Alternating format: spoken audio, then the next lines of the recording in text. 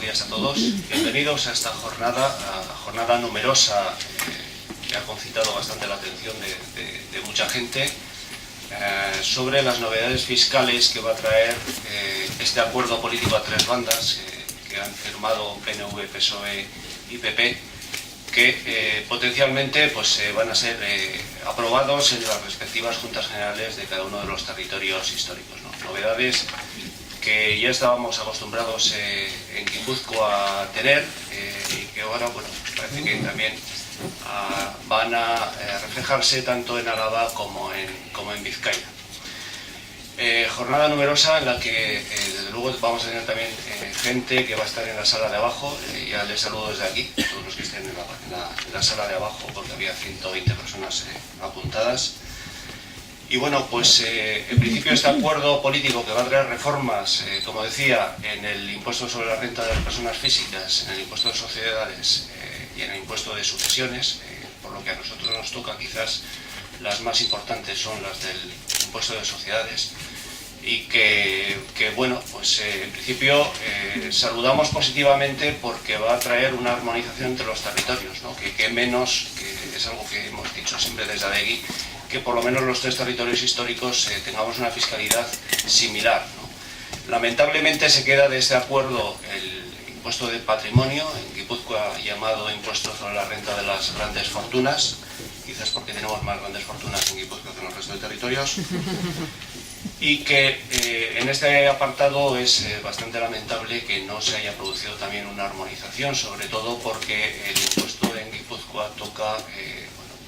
determinados temas que incluyen también a la participación en sociedades, que hemos considerado siempre que son un error, ¿no? Bueno, en cuanto al IRPF, yo creo que más o menos la prensa ya ha reflejado algunas de las principales novedades: el tema de los tipos mínimos, el tema de la desaparición de una serie de deducciones, aunque sí se van a mantener otras que consideramos interesantes, y la creación de varios fondos de reserva. Yo creo que esta es igual la parte más interesante de todas, ¿no? Porque se van a crear una serie de fondos de reserva de nivelación de beneficios, de inversión y de... yo creo que quizás el más sorprendente o el más novedoso es el de coste de oportunidad de los fondos propios, que no sabemos muy bien exactamente en qué se va a acabar materializando, ¿no?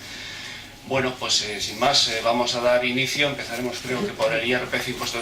de sucesiones, y acabaremos pues por el impuesto de sociedades, si no me equivoco. Deciros que toda esta documentación, que como habéis visto en el último momento, por meter la última versión casi se nos estropea el ordenador, os lo vamos a enviar a todos vosotros. Tienen algunos cuadros de comparación bastante interesantes y bueno, pues espero que saquéis provecho de esta jornada. Muchas gracias. Bueno, se me quedaba saludar a los compañeros de Garrigues, a Javier de Miguel y a Joseba Sáez, que van a hacer esta jornada, y sin cuya colaboración pues sería imposible. Muchas gracias a los dos.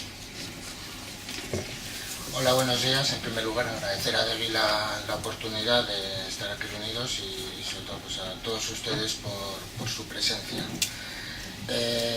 Bueno, entrando en materia y para intentar dejar a Joseba el mayor tiempo posible, porque es quien va a tratar de desgranarnos las modificaciones introducidas en el impuesto sobre sociedades, y partiendo ya de la introducción que ha realizado Pachi, vamos a comenzar la historia desde el día 10 de octubre, que es cuando los grupos punteros de PNV, Partido Socialista y Grupo Popular presentan las proposiciones de norma foral a Juntas Generales. ¿En qué situación estamos ahora? El 10 de octubre se presentan una proposición de nueva norma foral de IRPF, de nueva norma foral del impuesto sobre sociedades, de modificación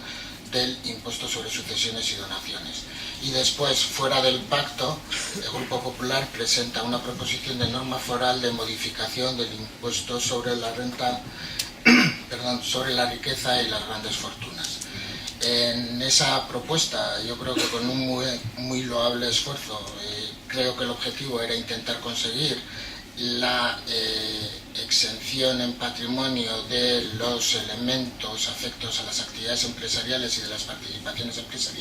empresariales que en la actualidad en Guipúzcoa han quedado, como conocen, bonificadas en un 75% de la cuota de impuesto de riqueza a grandes fortunas, pero lo que ocurre es que la enmienda que se presentó lo que hacía era solicitar la supresión de los artículos 13 y 27.2. Al final, técnicamente, lo que estaba haciendo era simplemente eliminar el cómputo de los elementos afectos a la actividad y la bonificación respecto a estos elementos. El Consejo de Diputados, en acuerdo del 29 de octubre, se han manifestado contrario a la toma en consideración de dicha enmienda y hoy mismo se va a votar en pleno si se admite o no, si se toma en consideración esta proposición de norma foral.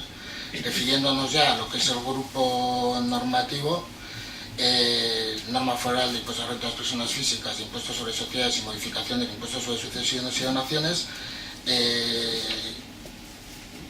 por la composición de juntas generales y los acuerdos ya previos adoptados,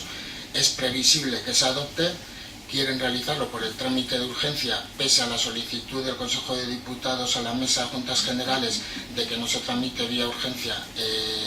Se le ha dicho que sí, para el día 8 de noviembre el Consejo de Diputados tiene que nombrar, tiene que decidir o dar su opinión sobre la toma o no de consideración, y lo que parece es que hay un intento de ralentización de la tramitación, tanto por parte del Consejo de Diputados como por parte de los grupos junteros Bildu y Aralar, que han presentado sendas recursos a la mesa de las Juntas Generales intentando suspender, incluso anular el procedimiento, porque el texto inicial de la proposición de norma foral no estaba traducido al euskera. Y además, y paralelamente, la Diputación Foral de Guipúzcoa, el Gobierno Foral, ha presentado el día 31 de octubre su propio proyecto de norma foral, no es impuesto sobre sociedades, es impuesto sobre los beneficios de sociedades, que previsiblemente lo tendrán. En cualquier caso, de cara a los comentarios que vamos a realizar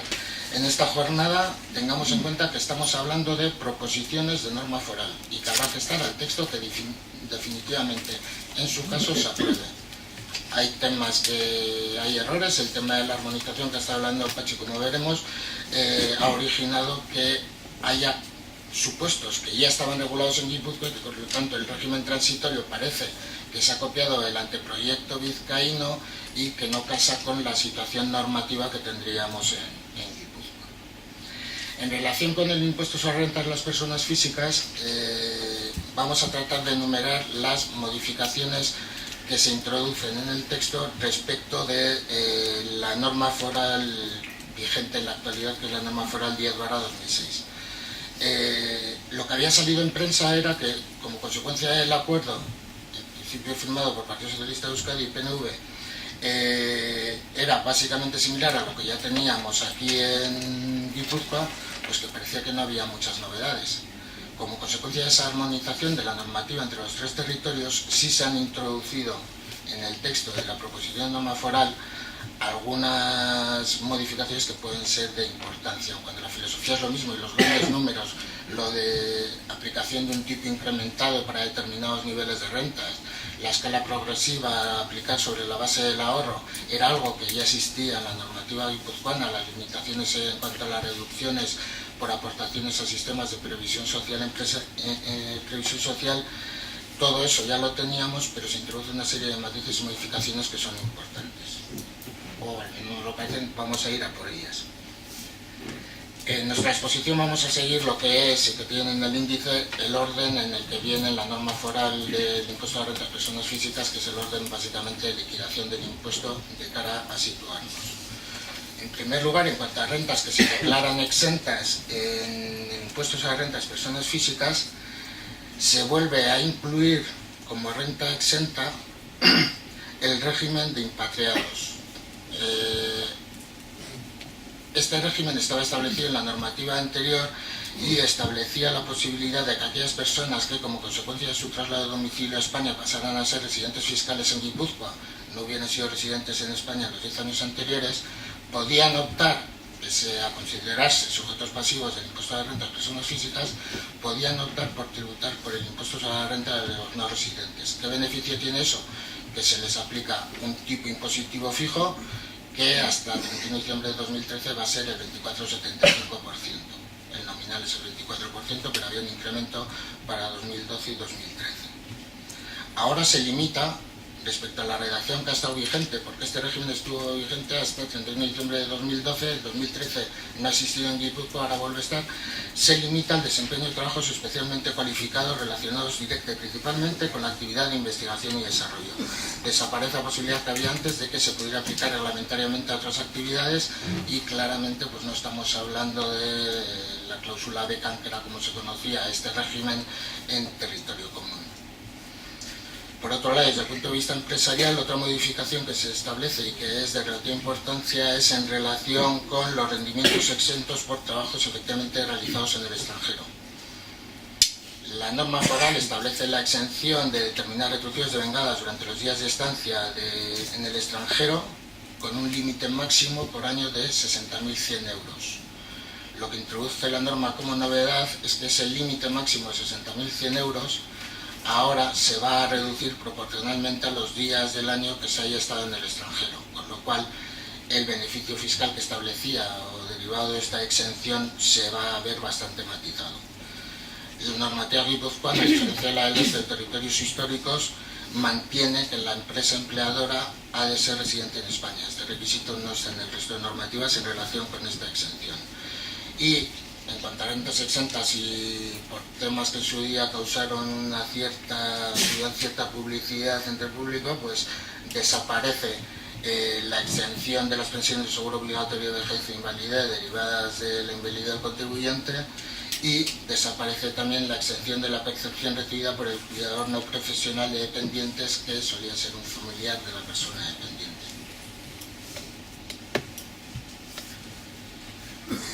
En cuanto a los rendimientos del trabajo, desaparecen dos conceptos que antes, pese a ser rentas en especie, se consideraba que no formaban parte de la renta y no se integraban en la base imponible. Desaparece la entrega, o pasa a considerarse como parte del rendimiento de trabajo, la entrega de acciones o participaciones de la propia empresa o de empresas del grupo por precio de forma gratuita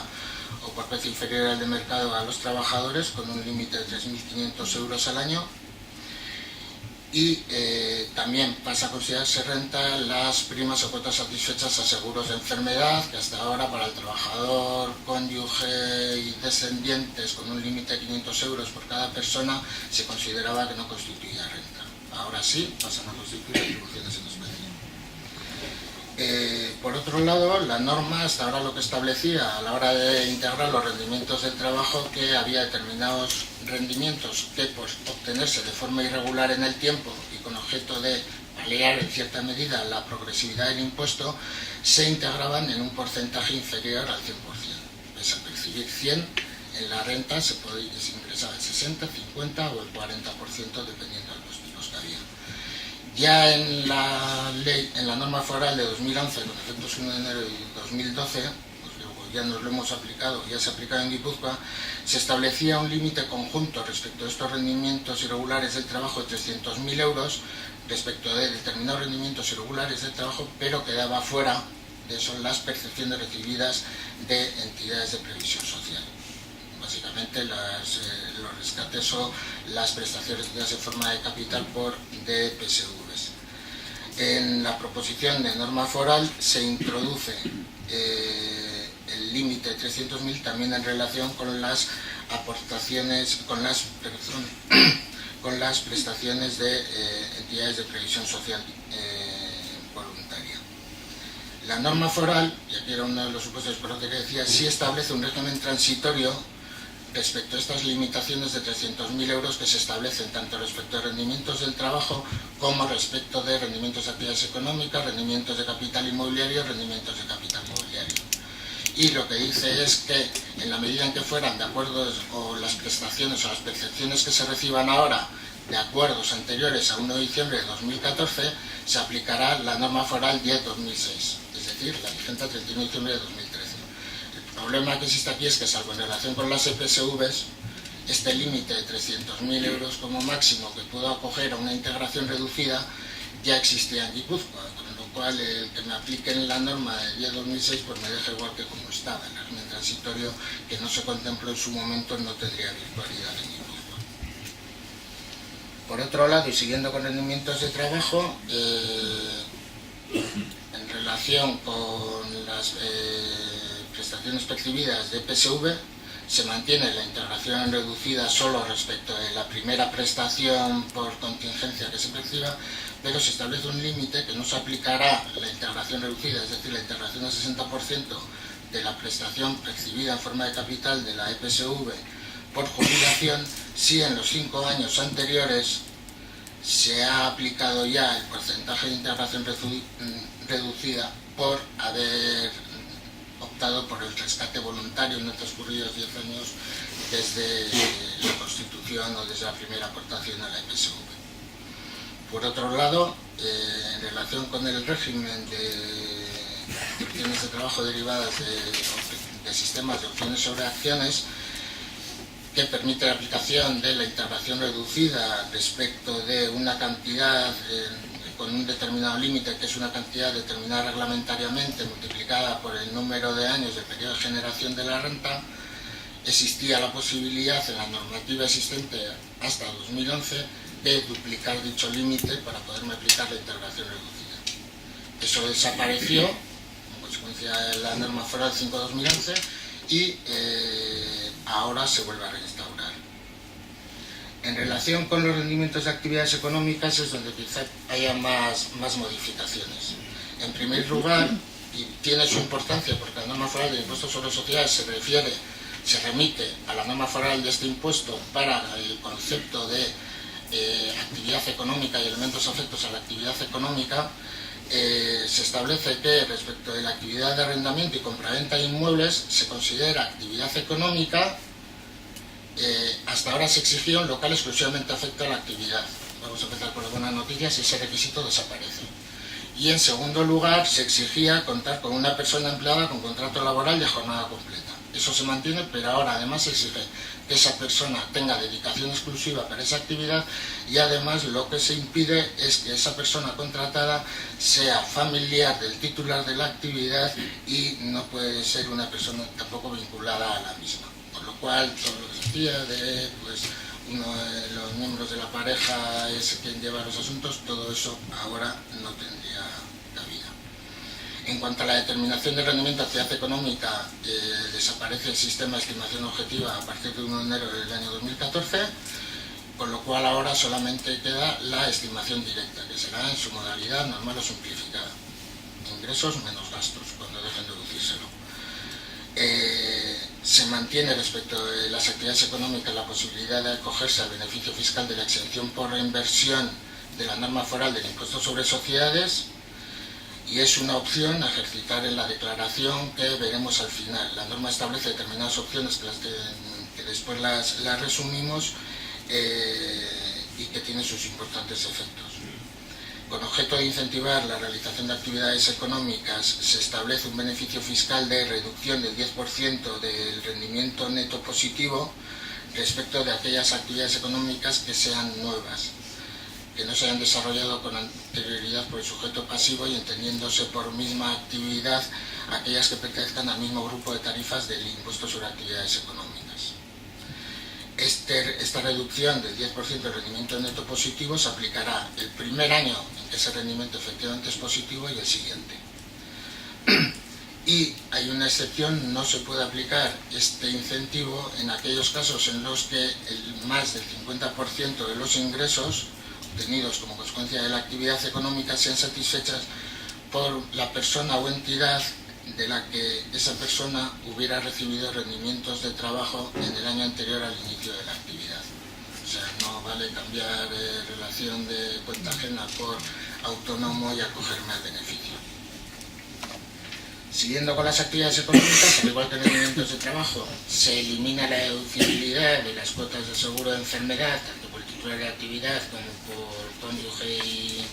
descendientes menores de 30 años. Y, como recordarán, en la norma foral 5/2013 que se aprobó el 17 de julio, que era la norma foral antifraude,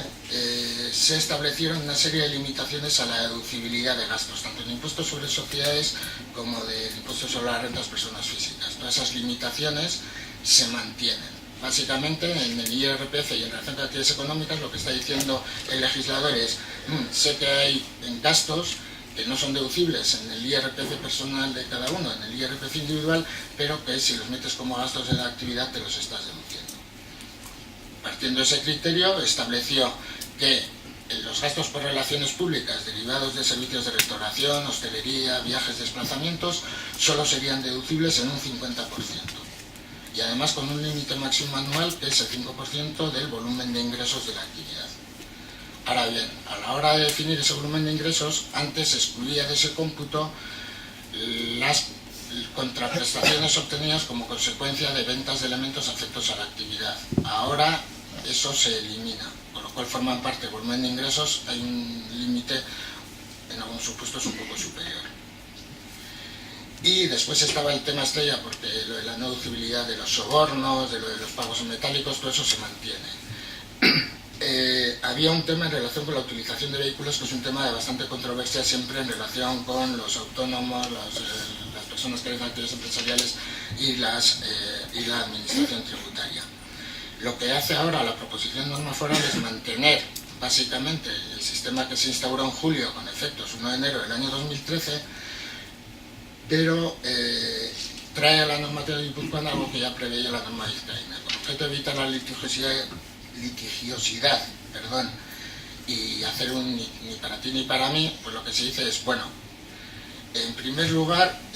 la norma contemplaba que un elemento o estaba afecto o no estaba afecto a la actividad, o podía estar afecto parcialmente si era divisible, pero si era un elemento indivisible, por ejemplo un coche, no se podía afectar parcialmente a la actividad. Lo que hace la proposición de norma foral es suprimir esa imposibilidad de aceptación parcial de un bien indivisible, por lo cual ya tenemos que el coche podemos afectarlo parcialmente. Y después lo que establece es el supuesto de un empleado de Vizcaya, que es, te permite reducirte el 50% de los gastos derivados de la utilización del vehículo, siempre que, por la naturaleza de la actividad realizada,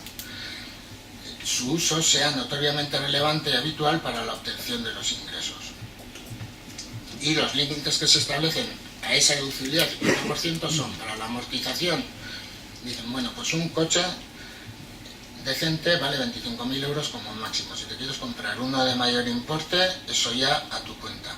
Con lo cual, establezco como amortización, te permite deducirte en menor de 2.500 euros al año o el porcentaje de amortización sobre 25.000 euros. Siempre que efectivamente sea un importe menor a 2.500 euros y el elemento patrimonial sea objeto de amortización. Se introduce como novedad, en todos los supuestos que vamos a ver, la deducibilidad de los gastos financieros, pero siempre calculados sobre un principal máximo de 25.000 euros. Y se permite la deducibilidad de como máximo 3.000 euros por el resto de conceptos de gasto derivados de la utilización de vehículos. Se mantiene, en caso de que se pruebe fehacientemente la afectación exclusiva del vehículo a la actividad empresarial, que eso es lo que ya teníamos, la deducibilidad del 100% y con los límites establecidos antes. La novedad que se introduce aquí es la inclusión como gasto deducible de los gastos financieros, siempre con el límite de 25.000 euros de principal. Y en relación con los representantes profesionales, se permite la deducibilidad del 100% de los gastos con los límites respecto de amortización y gasto financiero. Todo el resto de gastos derivados del uso de vehículos no tienen límite. Y después hay otros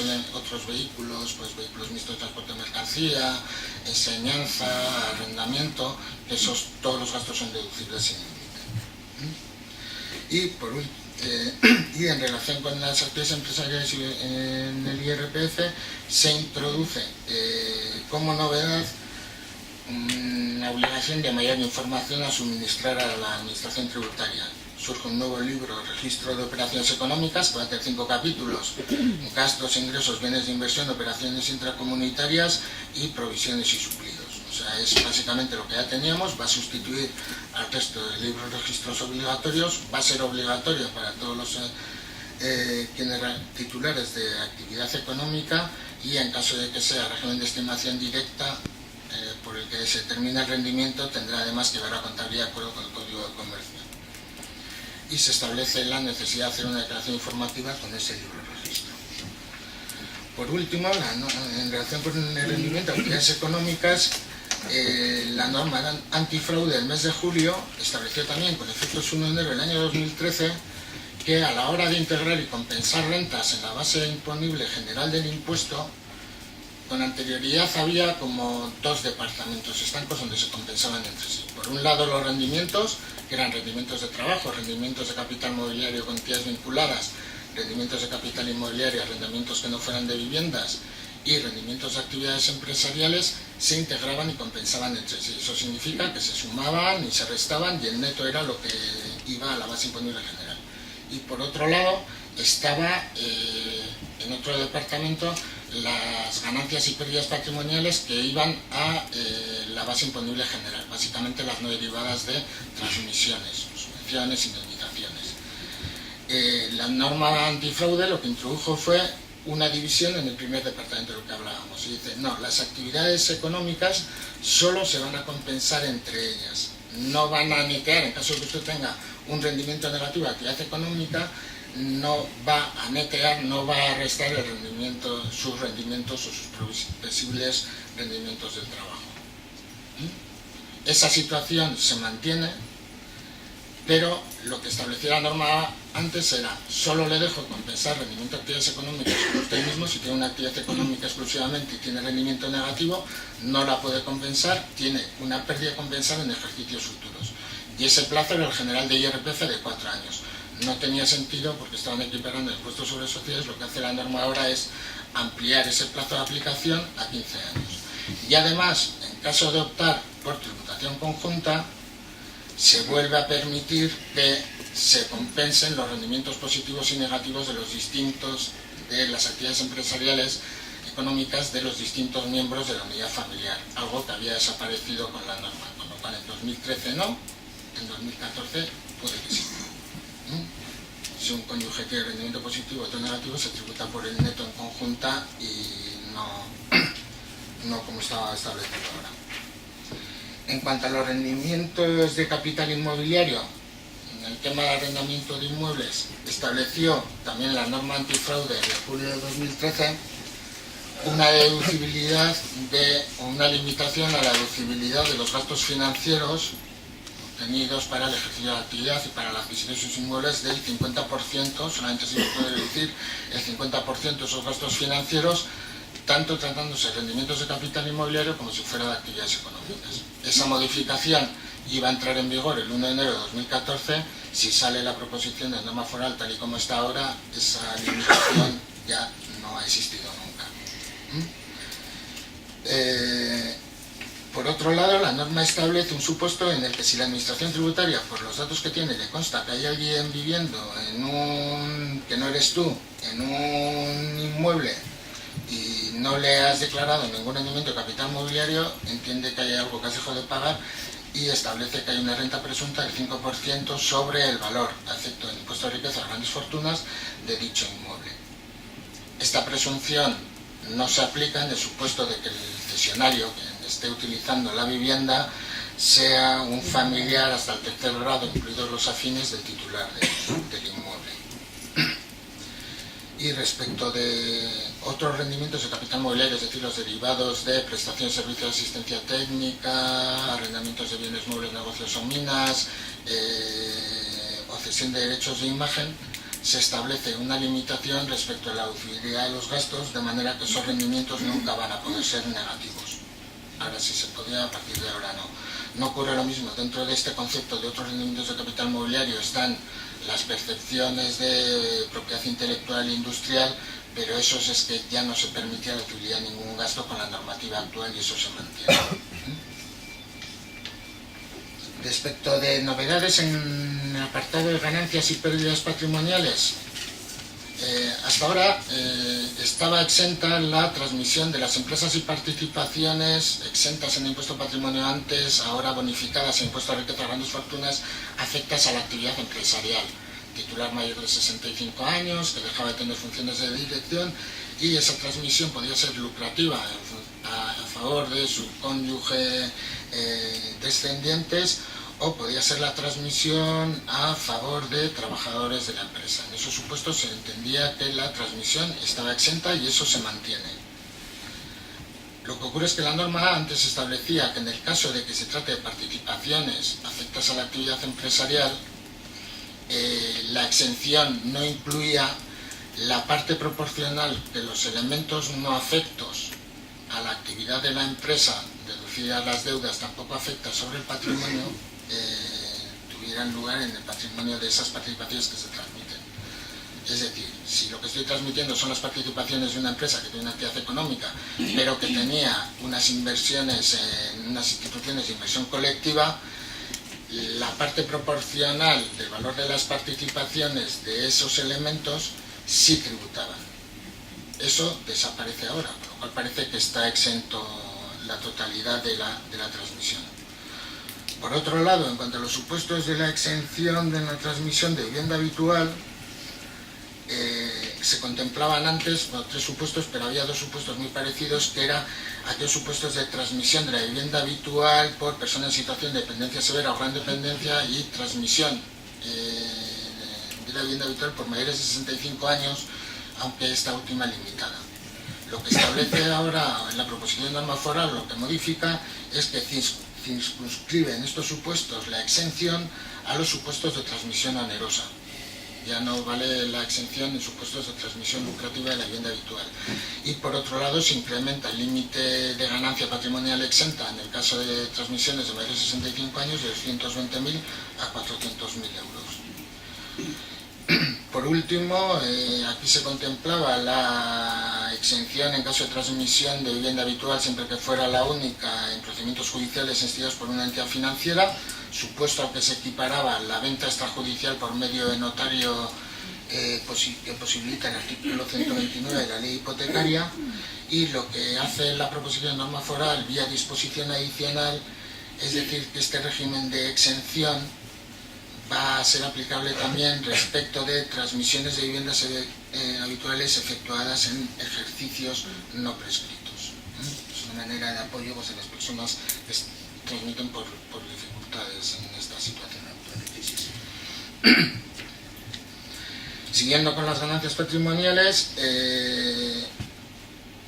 en el caso de transmisión de valores sujetos a cotización en un mercado organizado, lo que establece la norma, el régimen general, es que bueno, pues tienes que tener justificado o soportado el coste de adquisición, la fecha de adquisición, tienes el coste de transmisión, aplicas coeficientes correctores de la inflación en su caso, y con eso hallas la ganancia o pérdida patrimonial que va a la base liquidable del ahorro. Como hay muchos movimientos en las empresas cotizadas y muchos contribuyentes no tienen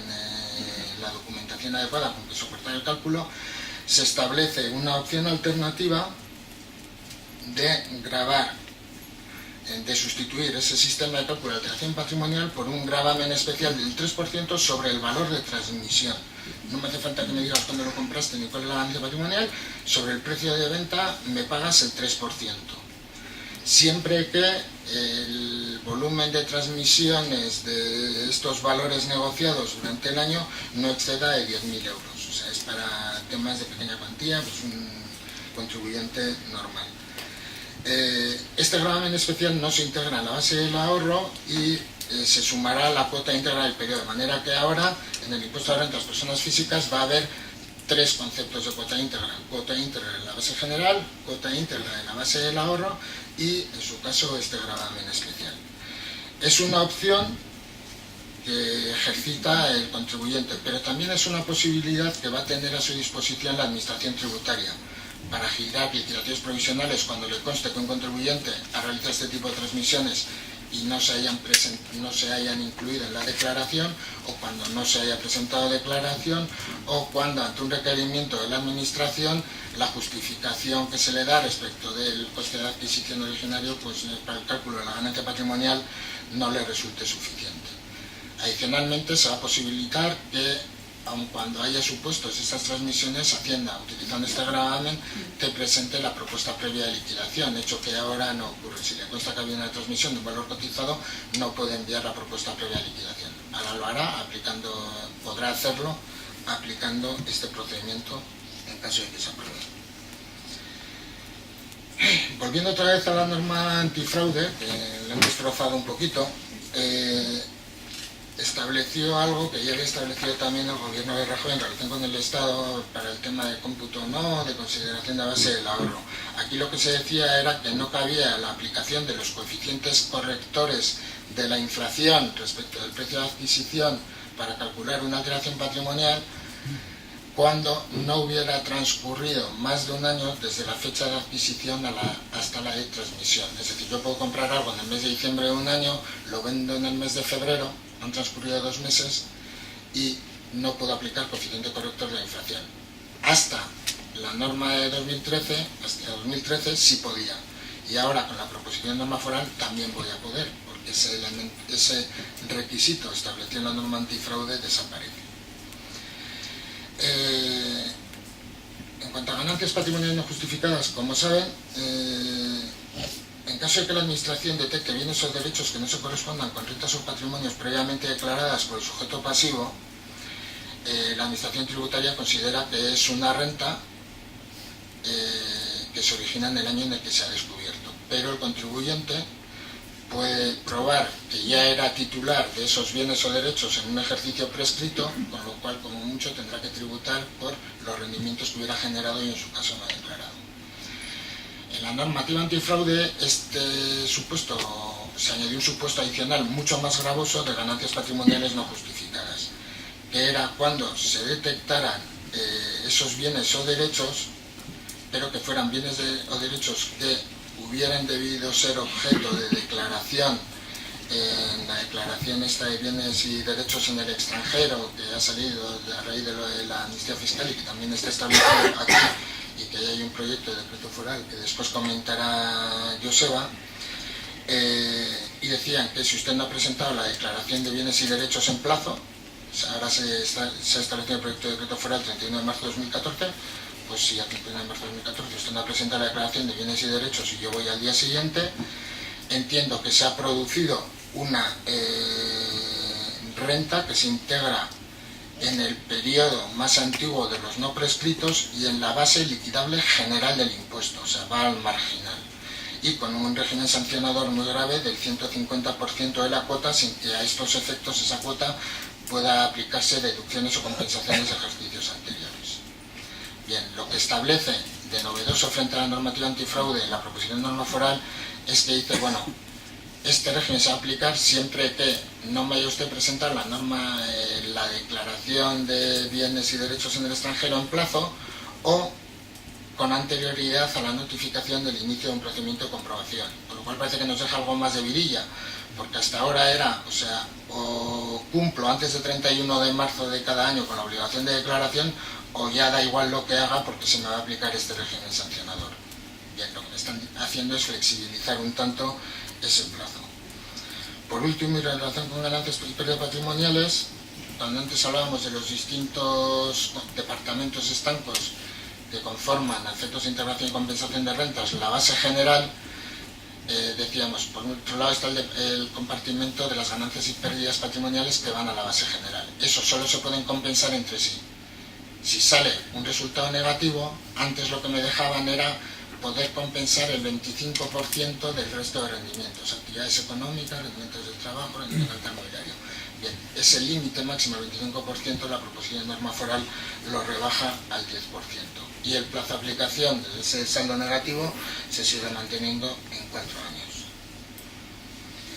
En cuanto al régimen de reducciones, bueno, aparte de que pues debía haber algún supuesto que le preocupaba a algún legislador y ha ido a por él y han prohibido o impiden la reducción por pensiones compensatorias de anualidades por alimentos en caso de que la persona pagadora de las prestaciones siga acompañando con la preceptora, por supuesto la preceptora no serían rendimientos de trabajo. Sí se incluyen algunas modificaciones de calado en relación sobre todo con el sistema de aportaciones a planes de previsión social. Hasta ahora lo que establecía la norma es que no se podía reducir por aportaciones a sistemas de previsión social a aquellas personas a partir del ejercicio siguiente en el que la persona hubiera cumplido 77 años, es decir, a partir de 78 años no te puedes aplicar reducciones por aportaciones a PSV, hablemos general, mal y pronto, y además los excesos derivados de aportaciones de ejercicios anteriores tampoco te los podías aplicar a partir de esa edad. Bien, esa edad límite de los 78 años se cambia en la proposición de norma foral y se establece esa imposibilidad de aplicar reducciones o de aplicar reducciones por excesos de ejercicios anteriores a partir del ejercicio siguiente en el que el contribuyente pasa a situación de jubilación. Se establece un régimen transitorio respecto de los excesos de años anteriores para este colectivo y por la diferencia de edad entre personas en situación de jubilación y los 78 años, pero antes la norma preveía que aun siendo mayor de 78 años podías reducirte aportaciones de ejercicios anteriores que no hubieras podido reducir en otros años por insuficiencia de base liquidable del impuesto. Esa posibilidad ahora también desaparece respecto de entras en situación de jubilación y no puedes reducirte nada, ni por excesos, ni porque no pudiste aplicarte en su momento, ni por aportaciones que realices. Y ahí no se ha establecido ningún régimen transitorio. En cuanto a los límites de aportación para reducción, se mantienen los 100.000 euros al año para las aportaciones individuales. Se contempla expresamente el límite de 8.000 euros para las contribuciones empresariales a sistemas de previsión social, pero el límite conjunto de aportaciones más contribuciones se mantiene en 12.000, con lo cual no puedo superar ninguno de los límites individuales, pero en conjunto solo 12.000, y se aplicará siempre en primer lugar las contribuciones empresariales. Por otro lado, y con objeto de evitar una corruptela que debía estar bastante extendida, se limita la posibilidad de efectuar reducciones por aportaciones realizadas en el ejercicio siempre que en ese ejercicio se hubieran percibido prestaciones en forma de capital. Es decir, recibo renta, los integro al 60% y me deduzco el 100%. Pues no. Lo que dice la norma ahora es que solamente podrá reducirte un importe igual a aquel importe que de la prestación hayas integrado efectivamente en la base liquidable.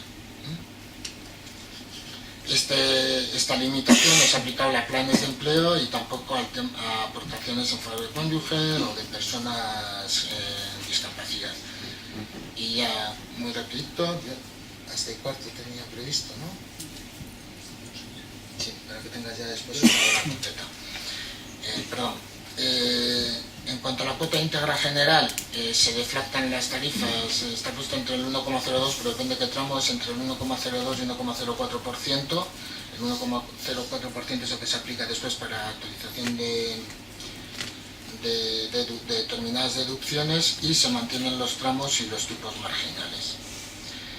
La norma establecía antes una deducción general en cuota del impuesto que tenía como objetivo el tratar de paliar el hecho de que no se establecía ningún tramo inicial exento y tratar de paliar un poco la progresividad del impuesto. Eso era un efecto básicamente referido a la cuota general, porque era la que era progresiva, la base del ahorro era un tipo fijo. Lo que dicen es que, claro, eso estaba previsto para la base general y podía ocurrir que yo no tuviera rendimientos integrales en la base imponible general, solo tuviera rendimientos del ahorro y me aplicaba igual la deducción general del impuesto, que antes era 3.300 euros o algo así. Lo que hace ahora la norma es se carga la deducción general y establece una minoración de cuota, pero solo de cuota general, de 1.389 euros. Y la cuota general no puede ser negativa como consecuencia de esa minoración. Con lo cual ahora la cuota íntegra del ahorro no va a poderse deducir con la anterior cuota general del impuesto. En cuanto a la cuota del ahorro, lo que se hace es se modifica la escala o se propone modificar la escala de gravamen. Lo que tenemos ahora vigente por la norma 13/2012 fue la última que aprobó los tipos, era que hasta 1.500 euros se tributaba el 21%, entre 1.500 y 10.000 el 23% y a partir de 10.000 euros el 25%. Bien, lo que se hace es introducir una mayor progresividad en la escala, contemplando más tramos y permitiendo respecto de rendimientos del ahorro, rentas del ahorro de menor importe, una tributación inferior. En cuanto a deducciones, pues se considera el incremento respecto de las deducciones familiares, descendientes, ascendientes, de deducción por edad. Hay un tema, no está en el material, se unifica la deducción por discapacidad y dependencia, pasan a formar una única deducción, pero extrañamente se disminuye, bueno, extrañamente, por lo que ha sido la filosofía de la reforma, se disminuyen bastante significativamente los importes de deducción frente a lo que está actualmente vigente. En cuanto a la vivienda habitual, tanto para la deducción por alquiler como para la deducción por adquisición, se rebaja para aplicación de tipos incrementados, que en alquiler el tipo general de deducción es el 20%, en tipos incrementados familia numerosa y menores de determinada edad, que todavía no lo he dicho, es el 25%, se disminuye esa edad, menores de 30 años frente al normativa anterior que la fijaba esa edad máxima en 35 años. Respecto a la adquisición de vivienda habitual, se vuelve a aplicar el tipo de deducción del 18%, se había rebajado en efectos 2012 al 15%, y se incrementa el límite máximo anual de 1.500 a 1.530 euros. Aquí hay una cosa importante, y es que en caso de optar por tributación conjunta y respecto de las unidades familiares,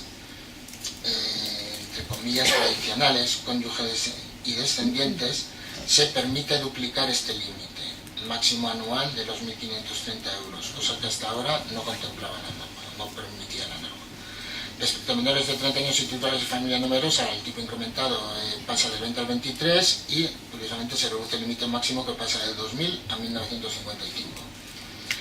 El límite total de deducción se vuelve a restaurar en 36.000 euros, había bajado en 2012 a 30.000, máximo importe de deducción que nos podemos aplicar como contribuyentes en toda nuestra vida, y esto, por el régimen transitorio, va a ser aplicable para todos los contribuyentes independientemente de la fecha de adquisición. Límite máximo 36.000 euros. Y en cuanto a la deducción por donativos, el material está mal. Mil disculpas porque el error es mío, hay tanta normativa ya que al final algo se escapa siempre. En Guipúzcoa no se reduce del 30 al 20% la deducción por donativos, sino que se incrementa del 10 al 20%, porque ya la norma foral de 2012 rebajó del 30 al 10 la deducción, con lo cual 30% hasta 2012, 10% en 2013 y previsiblemente 20% en el 2014. Después la norma establece una serie de deducciones para fomento de actividades económicas. La principal es la última que les cito en esta transparencia, que es la instalación de una nueva deducción por inversión en empresas de nueva o reciente creación. El tema de los business angels está de moda ahora. Por aportaciones temporales al capital, mantenimiento mínimo de 3 años, máximo de 12 años, y que da derecho a una deducción del 20% con una base máxima de deducción de 50.000 euros y sin que la deducción pueda ser superior al 10% de base liquidable. Si se superan los excesos, se podrán aplicar en los 5 años siguientes, con determinados requisitos. Y por último les comentaba, la norma foral tributaria establece que en caso de opción de sujeto pasivo entre distintas posibilidades que permite la norma foral del impuesto, la norma general es que no cabe rectificar dicha opción tras haber presentado la declaración, salvo que la norma establezca algo. Bien, tanto la proposición de norma foral de renta como la del impuesto sobre sociedades se preocupa ahora muy mucho de poner más piedras en el camino del contribuyente y de decir, cuando hay alguna posibilidad de que, a efectos del 115 de la norma foral general tributaria, esto es una opción expresa del sujeto pasivo que va a realizar en la autoliquidación. El problema es que hay supuestos en los que esa opción la voy a poder modificar tras haber presentado la autoliquidación o tras finalizar el plazo voluntario de liquidación, siempre que no haya recibido un requerimiento previo de la administración tributaria, pero va a haber otros supuestos en los que una vez finalizado el plazo de liquidación voluntaria ya no lo voy a poder modificar. Y eso, los supuestos que tenemos ahí, ocurre por ejemplo respecto a la exención de trabajos efectivamente realizados en el extranjero, respecto a la deducción por discapacidad, fomento de actividades económicas, la norma no dice nada. Respecto de la opción por tributación conjunta, es decir, una vez finalizado el plazo voluntario ya no voy a poder modificarlo, y respecto al régimen opcional de ganancias patrimoniales por valores negociados. Es decir, solamente voy a poder modificar, tras haber finalizado el plazo voluntario y antes de retirar un requerimiento por parte de la Administración Tributaria, las opciones en relación con el régimen de actividades económicas. Y esto, disculpen la premura, pero es hacer unas pinceladas de cuáles son las principales diferencias y que seamos conscientes de que diferencias, a verlas, haylas, y en algunos supuestos pueden ser significativos. Y en relación con el impuesto sobre sucesiones y donaciones, esto lo termino muy prontito porque al final se mantiene todo igual, se mantiene la tributación al 1,5% de la tributación de la transmisión mortis causa o de percepción sobre los de vida por muerte del causante respecto de los familiares del grupo 1, que son cónyuges, ascendientes y descendientes, cónyuge, pareja de hecho, ascendientes, descendientes, adoptantes, adoptados, y lo que se hace, al igual que en el proyecto de norma foral de Vizcaya y de Álava, es incrementar el límite de la reducción, que existía antes de 220.000 euros a 400.000 euros. Y bueno, yo por mi parte, os voy a dejar ahora ya el impuesto sobre sociedades, que es donde sí hay tomate.